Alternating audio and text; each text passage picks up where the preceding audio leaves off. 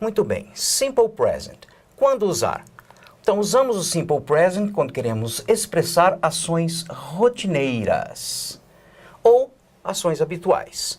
Observe esses exemplos aqui, ó. A Larissa wakes up, acorda às 6 horas, at 6 o'clock every day. Rafaela never watches TV. A Rafaela nunca assiste TV. Então, observe que são ações habituais. Observe os advérbios aqui, ó. Todo dia, nunca, sempre, uma vez por semana. E o verbo sempre usado aqui no Simple Present.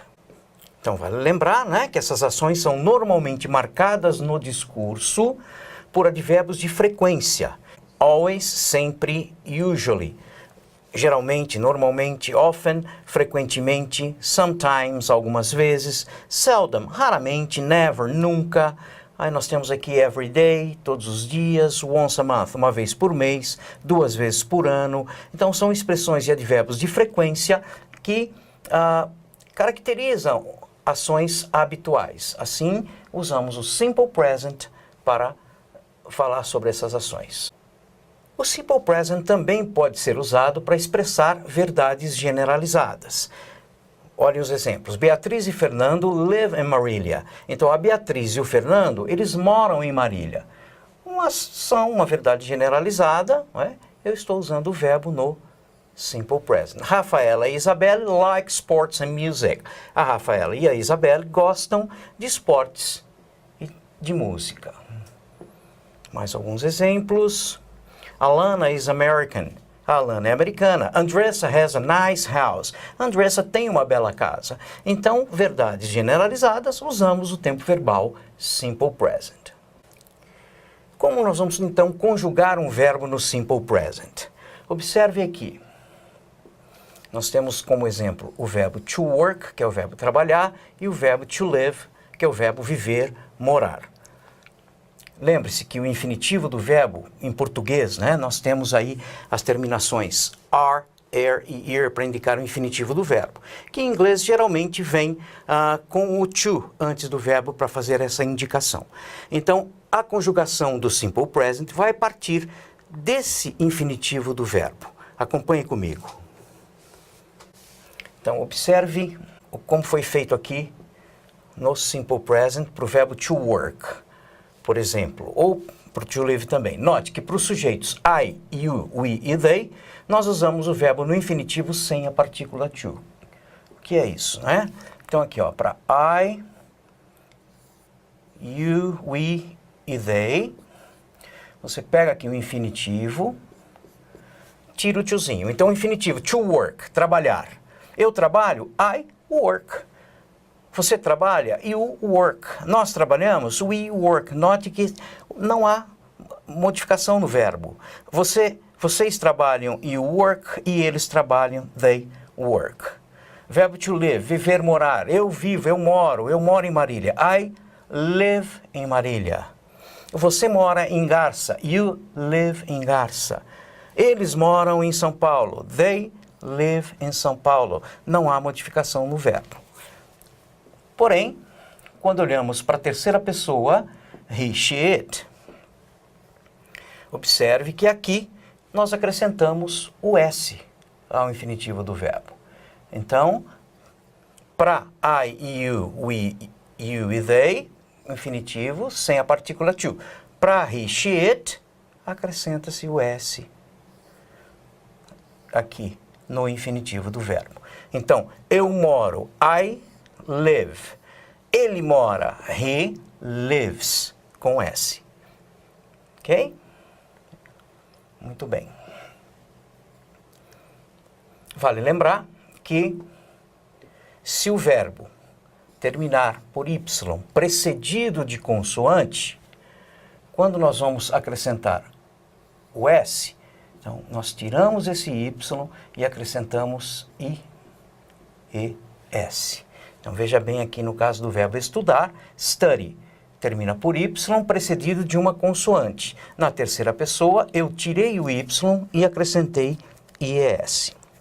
Verbos terminados em S, SH, CH, Z, S, O, a gente acrescenta ES. Na terceira pessoa, he, she e it. Estão lembrando?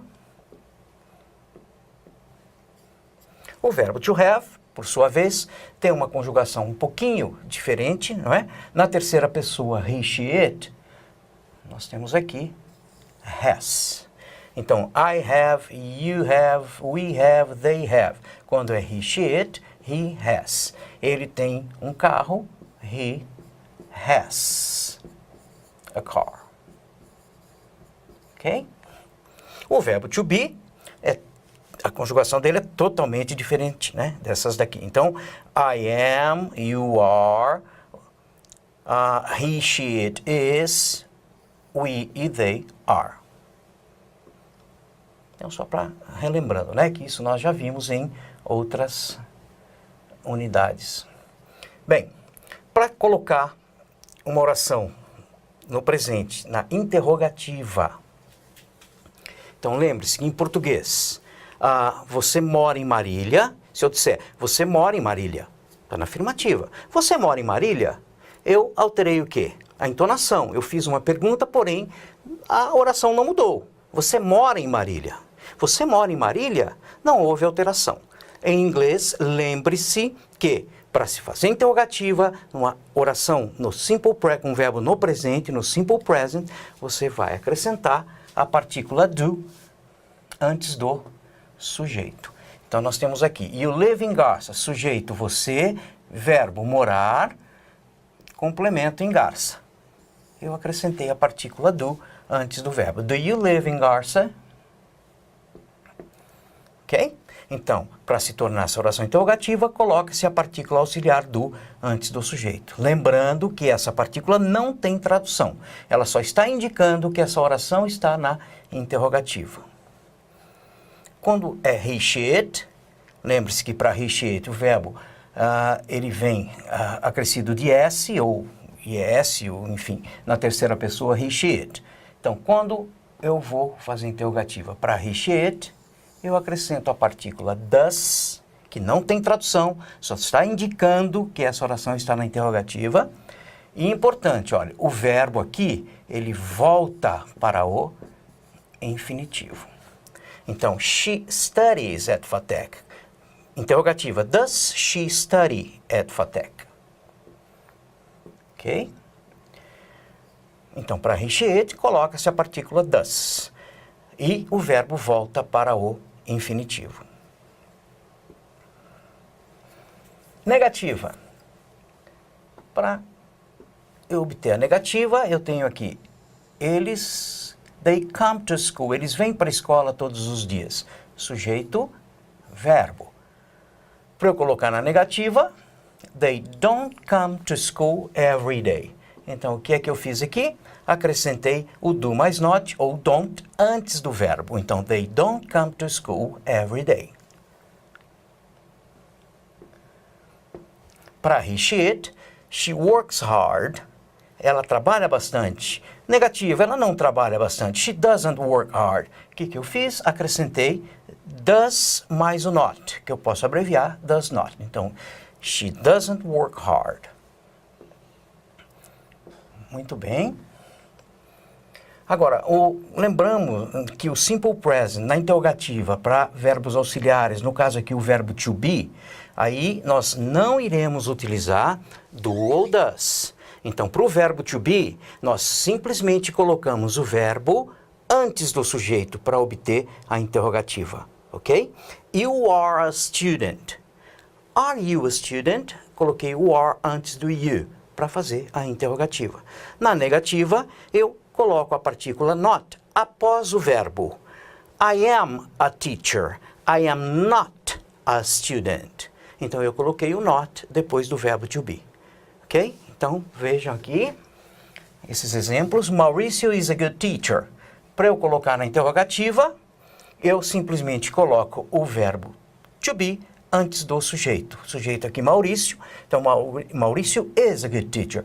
Is Maurício a good teacher? Mariana is a team leader. Is Mariana a team leader? Então, bastou colocar o verbo antes do sujeito. Ok?